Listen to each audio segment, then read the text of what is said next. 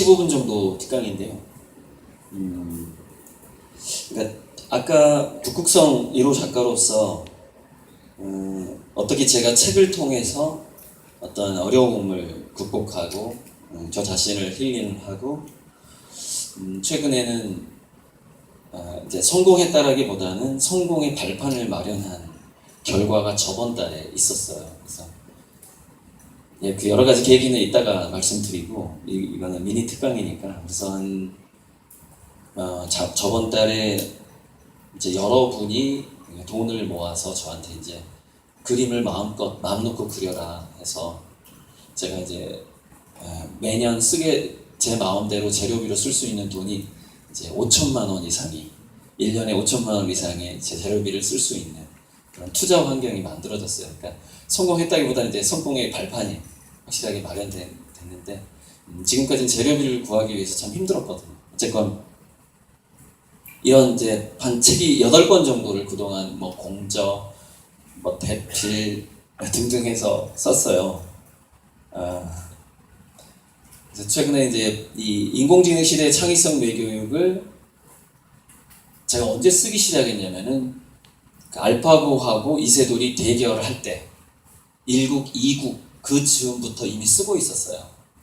그래서 저 책을 쓰면서 제가 제 유튜브에 보면은 증거가 있는데 이세돌이 4대1로 질 것이다라고 예언을 했거든요. 근데 정말로 4대1로 졌어요. 그러니까 시작하기 전부터 저는 그 예상을 하고 있었어요. 그래서 끝나자마자 5국이 끝나자마자 바로 이제 인쇄소에 넘기고 일주일 후에 인쇄가 들어갔거든요. 그래서 이제 알파고 쇼크라고 해가지고 정부에서도 난리가 났었어요. 그래서 산업통상부하고 한국로봇산업진흥원에서 민간 자문위원회를 구성을 했는데 인공지능 시대라는 제목으로 책을 쓴 사람 저밖에 없는 거예요. 그 당시 제가 교보문고에 검색을 해보니까 인공지능 시대의로 시작하는 이 제목 자체가 제 책밖에 없더라고요. 그렇게 빨리 내버렸기 때문에. 그래서 제가 이제 여기 보면은 한국로봇산업진흥원 이거 앞으로는 안 되나요? 다 앞으로. 네. 한국로봇산업진흥원에서 이제 자문위원으로 위촉이 돼서 제가 이론으로만 공부했던 것을 실제 이제 좀 정책으로 반영이 될 수 있는 그런 기회도 갖게 됐습니다. 이제 그게 이제 이세돌이 한 얘기죠. 근데 이 부분이 상당히 중요해요. 뭐냐면은 그러니까 이세돌 인터뷰가 알파고한테 진 다음에 한 인터뷰가 인공지능 시대에 우리의 희망을 다 담고 있어요. 이 두 가지 말이에요. 그러니까 첫 번째는 과거에 배운 상식들과 인간의 창의력에 의문을 갖게 되었다. 그러니까 우리가 과연 인간이 창의적인가에 대해서 다시 질문해봐야 된다는 얘기죠. 우리 존재에 대해서 우리는 과연 만물의 영장인가에 대해서 다시 한번 생각해보게 되는 상황이 왔다는 거예요. 그래서 이제 어떤 뇌과학자는 광물질이 지능을 갖게 됐다라는 표현을 하기도 하거든요. 그러니까 인공지능은 광물질이잖아요. 실리콘, 반도체 시냅스로 돼 있으니까 광물질도 이제 지능을 갖게 됐다 이런 표현을 하는데 우리가 이제 인간들이 그 물질한테 밀리게 되는 상황이 오게 된 거죠. 다음은 이제 바둑의 아름다움을 알고 준다는 위로를 하고 있다는 말인데요. 굉장히 중요한 말입니다. 무슨 얘기냐면 광물과 우리 생물의 근본적인 차이가 그거랍니다. 뭐냐면은 그러니까 생화학적인 감정을 불러일으킬 수 있는가 없는가의 차이예요. 그래서 인공지능과 인간의 차이가 우리는 감정의 분자를 만들어낼 수 있는 존재라는 거예요. 감정의 분자. 그래서 언젠가 이제 인공지능이 점점점 인간화 될 거거든요. 인간도 인공지능하고 결합되면서 사이보그, 그걸 이제 전문용어로 호모 옵티머스라고 그래요. 완벽하게 새 시대에 적응한 인간을 호모 옵티머스라고 그러는데 호모 옵티머스가 인간이 돼가고 인공지능도 어쩌면은 자기 몸 안에서 감정의 물질을 만드는 날이 올지도 모르겠어요. 근데 최소한 50년 내에는 저는 안 올 것 같아요. 50년 내에. 그래서 우리가 뭔가를 아름다워하고 기뻐하고 슬퍼하고 또는 화를 내고 이런 부분이 우리 인간에게 너무나 중요한 부분이 됐다는 겁니다. 그 중에서도 아름다움을 안다라는 것, 미적인 감각을 갖는다라는 것이 너무나 중요해졌다라는 게 이세돌 인터뷰에서도 볼 수가 있는 거죠. 그래서 경제학자들이라든가 미학자들이 하는 얘기가 앞으로 오는 경제는요, 미학이 경제를 주도할 거라는 그런 얘기가 있어요. 아마 진중권 씨가 얘기를 했던 것 같아요. 그래서 제 책에서 제가 이제 주로 이제 학부모를 대상으로, 엄마를 대상으로 한 얘기가 많은데, 첫째 이제 심리적인 부분을 중요하게 다루고 있어요. 그러니까 조금 전에도 우리가 인공지능과 인간의 차이에서 가장 중요한 것이 감정 물질이라고 그랬잖아요. 인간은 감정을 만들어낼 수 있는 생화학 반응을 할 수 있는 존재다. 그게 생명체죠. 그래서 우리가 심리를 어떻게 쓰느냐, 생각을 어떻게 하느냐에 따라서 물질이 실시간으로 몸에서 바뀌거든요. 그래서 이제 엘렌 네머라는 제가 존경하는 심리학자의 두 가지 실험이 똑같은 육체를 가지고 있어도 자기가 예전의 환경에서 조금 살면 실제로 신체가 젊어진다는 점하고, 호텔 객실에서 청소부 생활을 하는데 자기 자신이 청소부라고 느끼면은 몸이 더 나빠지고, 그래서 이제 피트니스 센터에 그 트레이너들을 투입을 시켜가지고 두 그룹으로 나눈 다음에 한 그룹한테 호텔 객실 청소를 할 때 체력 단련한다고 생각을 해라. 이렇게 생각을 하니까 자기가 청소부라고 생각했던 사람은 계속 건강이 나빠지는 거예요. 살이 찌는 거예요. 그런데 이게 운동이다라고 교육을 시킨 다음에 객실 청소를 하게 되면은 근육도 붙으면서 건강도 좋아지고 당치수도 좋아지고 이런 어떤 몸이 건강해지는 그런 부분이 나오거든요. 우리가 감정 물질을 가지고 있기 때문에 저런 현상이 나타나는 거거든요. 정말 우리가 마음 먹기가 얼마나 중요한가.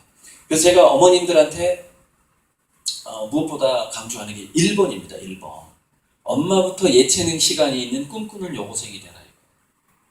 그러니까 엄마부터, 제가 이제 엄마 하는, 아빠보다는 엄마 하는 이유가 있어요.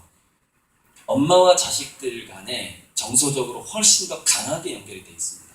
왜냐면 그게 임신 중에 그런 일이 일어나 버리는데, 임신 중에 엄마와 자기 태아에 피가 섞여요.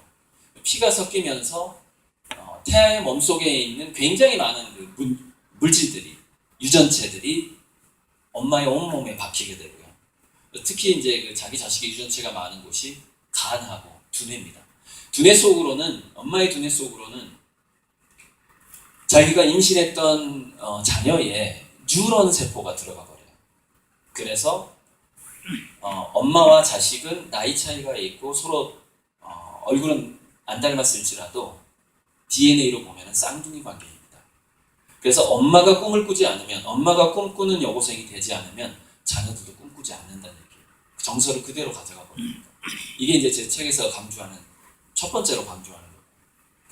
그 다음에 두 번째로 왜 사과를 하라고 했냐면, 아이 취급해버리면은 평생 아이로 살다가 죽어버려요. 그러니까 아이가 15살 이전에 아이일 때 어른처럼 대우해주는 거예요. 어른처럼. 근데 어른처럼 대우한다는 게 실질적으로 들어가면 조금 너무하는 거 아니야? 라는 게 나옵니다. 근데 제가 자주 쓰는 말 중에, 이제 네 밥은 네가 해 먹어야지. 너도 이제 5살이 넘었잖아. 이런 이야기. 5살만 넘으면 부엌에서 요리를 시켜야 되는 거예요, 애들한테. 아들이든 딸이든 간에. 그 다음에 너 이제 10살 넘었잖아. 아르바이트를 해서라도 돈 좀 벌어와야지. 우리는 한 팀이야. 왜 너는 공부만 하려고 그래? 나가서 돈도 좀 벌어와. 이렇게 해야 된다는 거예요. 이렇게 해야지 그 아이가 15살이 넘고 25살이 넘어서도 어른 행세를 드디어 할 수 있게 된다는 것이죠. 그러니까 우리 한국이 특히 25세 이전, 30세 이전에 부모들이 공부, 고시패스 하면서 어린애 취급을 해버리니까 그 공동체 살림에 기여할 수 있는 그런 체험을 너무 안 주다 보니까 어떤 상황이 벌어지고 있냐면, 고시패스에서 고위직이 됐는데 여전히 어린아이처럼 행동을 하게 됩니다. 그게 뭐냐면 어렸을 때 어른으로 대접받지 못한 애는 커서도 헛발질하는 어린아이가 된다는 거예요. 특히 청와대 쪽에 보면 그런 어린아이 짓을 하는 사람들이 좀 있습니다. 어려서 부모들한테 어린애 취급만 당하는 거예요. 그런 문제점이 있다는 것이죠. 그래서 그 아이를 어른으로 만드는 초등학교 때 꼭 해야 되는 게 이거라는 거예요. 아침에 스스로 일어나서 학교 가게 하는 겁니다. 엄마가 깨워줘서는 안 된다는 거예요. 그래서 엄마가 아침에 운동 나가라는 거예요. 그냥 운동 나가고 집안에서 자기를 깨워줄 사람이 아무도 없다라는 걸 매일매일 느끼게 하라는 것이죠. 애들한테. 그리고 학교에 지각할 수 있고 결석할 수 있다는 걸 얘기를 해야 된다는 것이죠. 시간이 지금 얼마 없기 때문에 그 나머지는 좀 넘어갈게요. 이제 제가 다른 강의에. 그래서 이제 인공지능의 문제가 여기 세계경제포럼 회장 슈바프가 한 얘기가 핵심은 이겁니다. 정부나 기업이 감당하기 어려운 변화다. 정부도 기업도 우리 국민과 직원을 책임져 줄 수 없는 변화가 닥쳐오고 있다는 거죠. 그래서 요즘에 가짜 로생이라는 말이 유행하는 겁니다. 각자 알아서 대처해야 된다는 거예요. 너무나 큰 쓰나미이기 때문에 4차 산업혁명이라는 거예요. 인공지능과 인터넷의 결합이. 이건 이제 제 그림을 이따가 얘기할 거니까. 그래서 이 읽어보면 그냥 답은 나오는데요. 첫째, 학벌이나 자격증에 현혹당하면 안 됩니다. 이제는. 저게 절대 보장해주질 못하고요. 업무 규칙이 변하지 않는 것에 주로 학벌이나 자격증이 주어지거든요. 그러니까 1번과 2번은 연결돼 있죠. 3번. 책상에 앉아서 뭘 배울 수 있으면은 대부분 인공지능의 두뇌에 다 장복당합니다. 의외성과 복잡성이 있는, 그 다음에 현장 경험이 중요한 곳으로 가야 되고요. 이 4번, 5번이 중요하고. 그래서 이제 이걸 응용해보면 여러 가지가 있는데요. 이건 이제 두뇌의 변화를 제가 연구한 건데, 뇌과학에서 한 가지만 말씀 좀 드리고 싶은 거는, 우리가 새로운 노래를 배운다라는 것이요. 근데 그 노래의 가사가 특히 행복할 때, 치매 예방과 암 예방에 가장 좋습니다. 요즘에 노래 교실이 유행하고 있는 게 다 이유가 있어요. 본능적으로 알아요. 할머니, 할아버지들이. 노래 배우는 게 얼마나 몸에 좋다라는 거. 그래서 우리 북극성은 항상 새로운 노래를 배우는 시간이 있거든요. 기대해 주시고요. 제가 이제 전교꼴찌 서울대에 가다라는 책이 제 첫 번째 책인데, 그거를 지금은 이제 다시 재출판을 할 건데, 그것을 볼 필요도 없어요. 딱 이 한 장으로 끝나는 건데. 뭐냐면은, 동일한 IQ에서 그 사람이 지적인 능력이 성장을 하려면, 창의력과 지적인 능력이 좋아지려면 방법이 하나밖에 없더라는 거예요. 이게 쌍둥이 연구에서 나온 건데요. 일란성 쌍둥이가 서로 다른 환경에 입양이 된 거예요. 근데 두 사람이 인간성도 좀 차이가 나고 뭐 여러 가지 학업 성적이 차이가 나요. 그런데 보니까 아무리 나쁜 환경에 가도 이 일반 지능을 보면은 25% 정도가 나빠져요. 그러니까 원래 머리 좋게 타고난 애는 아무리 나쁜 계모한테 커도 80점은 한다는 얘기예요. 80점. 그런데 동일한 IQ에서 나쁜 계모한테 자랐는데, 이 언어 지능이 얼마만큼 나빠지냐면 85점이 나빠져버립니다. 85점이.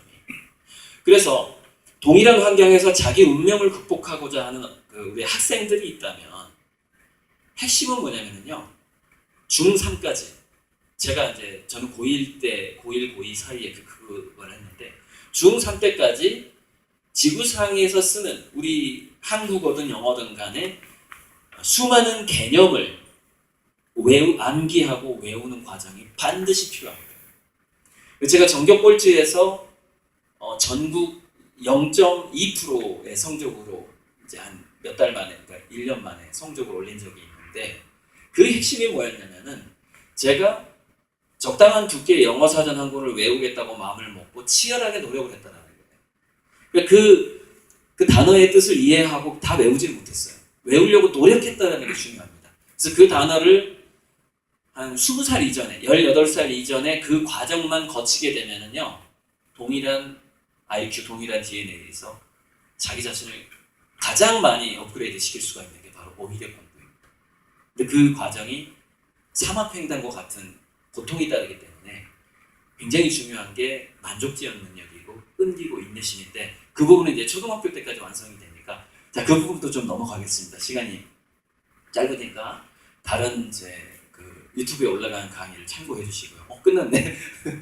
끝났으니까 그러면은 지금 한 5분 정도 남았나 모르겠는데요. 강의를 그냥 여기 계신 분들한테 이런 것 같아요.